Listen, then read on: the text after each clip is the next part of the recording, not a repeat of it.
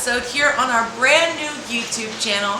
I am so excited to get this YouTube channel started. I think it's going to be an incredible space for you to get involved, share tutorials, highlight the community, and you know that's my jam. One of the things that rings true when it comes to the Babetown community is that it truly is a collective. We try to put all of the input that you babes put into the community, find out what you really want, and this is just another avenue to do that. We really want to showcase all of the amazing things that you babes are doing and talk a little bit more about that on these episodes. So first and foremost, the best ways to get involved in the community are on Instagram, on our private Facebook group, and if you're really looking to submerge yourself in the Babe experience, you can join our membership site, the Babetown Coterie. So let's jump into what you babes have been posting in the Babetown Coterie, because the first image I want to talk about is from Ashley Giffen. This beautiful Bride and Blooms capture is absolutely stunning. Can we talk about those tones? You guys were commenting and cheering this picture on, and I think it is well deserved. I also want to give Ashley a special shout out for her article that she posted in the Babetown Coterie called Hurricane Eyes. She shared a personal story with us, and I just love when you babes get a little bit more exposed and a little bit more deep with us within the community. So you can head over to the Babetown Coterie and check that out, and make sure to encourage her on that post. Now within the community, we've had our fair share of self-portraits shared within the community, and if you guys didn't see in the private Facebook group, I did post my own self-portrait from last week, and it is not an easy thing to do. So I'm always so excited when you guys nail it. So not only were these two self-portraits, but also double exposures. This gorgeous one from Jessica Rasmussen has gorgeous tones. I love backs, and when they're captured this beautifully, you can't go wrong. And then also this double exposure self-portrait with a little bit more artsy vibes and black and white from Kaylee is absolutely incredible. A girl after my own boudoir heart, Chelsea Talia, posted in the Babetown Coterie this boudoir with direct flash, and I am absolutely obsessed. She's inspired me to use more of this lighting in my own studio, and I know you guys will be inspired by it too. Mary Darty did not let us down with this gorgeous couples capture, all the moody tones, all the emotion. She stepped out of her comfort zone, her normal black and white, which she has nearly perfected, but I'd say that this one is close to perfection as well. And last but certainly nowhere close to least, our girl Twyla Jones posted this incredible artsy capture in the Babetown Coterie, and wow. Make sure to leave those babes some love in the comments. Let them know how much you love their posts from this week, and get your ass in the Coterie and post your own pictures. I also asked you babes on Instagram as well as our Facebook group. I asked you babes if you have any questions about me or the Babetown Collective or anything in general, because we are starting a Babetown Q&A here on this channel.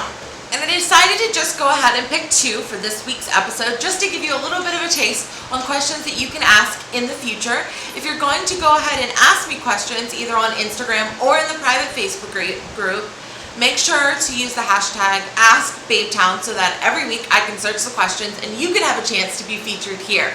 So I have my little notebook here with all of your questions, and I will make sure to put the babe's name down here below so you can go cheer her on and follow her for getting involved in the Babetown community. So first off, Anna Wiley asked a two-part question. I did want to go ahead and send a little love her way. Actually, scratch that, a lot of love her way. She's always involved in the community. She is taking part in all of our webinars. I have seen her, she purchased the Mark Maestri from the Heart course, and she is just killing it this year, and I am so proud of you. So her first question was, what drove you to start the Babetown Collective? So if you've been around for a while, you may have heard this story. I've told it a couple of times, but when it comes down to it, I just didn't feel like I fit in anywhere else. I was a little bit too weird. I was not really cookie cutter enough for other groups on the Facebook sphere. I just felt like I just felt like I was judged a lot of places, and that a lot of places were very cliquey, and I just thought, hey, why don't I start my own Facebook group? I didn't have necessarily huge aspirations for it at first, but babes started pouring in. And I started the Babetown Collective back in October, I believe, so I'm so proud of how far we've come. But it truly was just that. And also I wanted a group where I could not only gain knowledge from other female photographers, but that I could also kind of talk about self-help issues, mental health issues, women's issues, and where I felt like it was a safe place where that was expected and encouraged to be vulnerable. So I kind of merged those two ideas together, and then I opened up the Babetown Collective. And then on top of all of that, in all the photography groups that I had personally seen and been a part of, I didn't see a lot of charity work going on. It just seemed like it was very heavy pushing on the money, and I didn't see them doing a whole lot within the community. So that's when we incorporated that we donate 10% of all proceeds from all of our education and everything that we do here to the Joyful Heart Foundation, and I will leave a link down below to learn more about that. She also asked, why is it important to be a part of a photography community? And I think that this could be a video on its own about how to kind of navigate photography communities and find out which one is best for you. If you'd be interested in that, if you are interested in that, leave a comment down below, and I can maybe do another video in the future on that.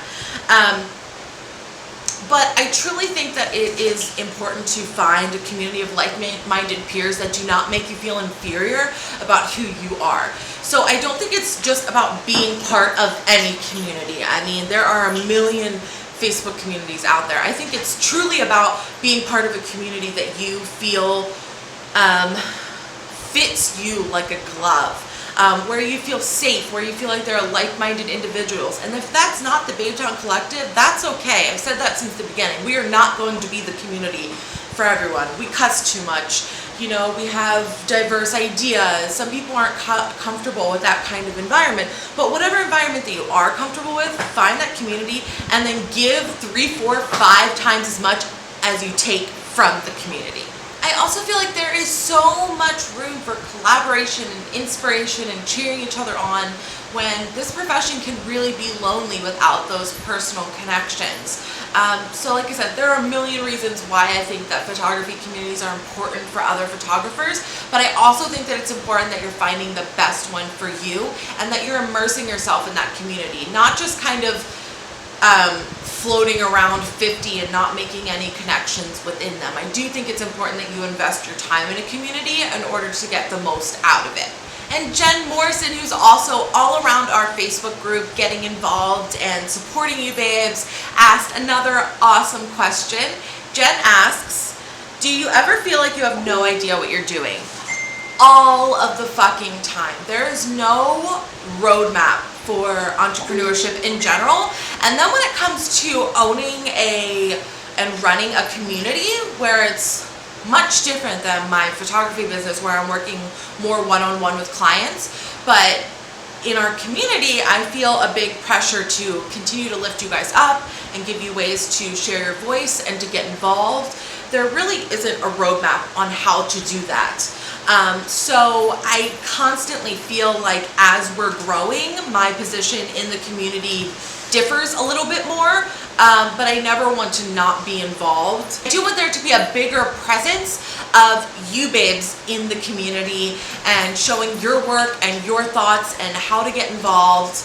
And so yeah, and kind of managing how that is done is scary, and sometimes I change my mind and I'm worried, you know, how will this affect the group, and we have to put different priorities in the group to make sure that it's running smoothly, and I try to keep an eye on all of the activity in the group, and yeah, I always feel like I don't know what I'm doing, but I really am trying really, really hard, and I'm having so much fun with it, so I hope that you babes are too. And that's it. That wraps up the first episode of Babewatch. I hope that you babes liked it. We have a lot more segments coming. We have more tutorials coming. We have a lot more ways for you babes to get involved. So make sure you're following along in all of our social media, in the coterie, and I can't wait to see you next time. Bye!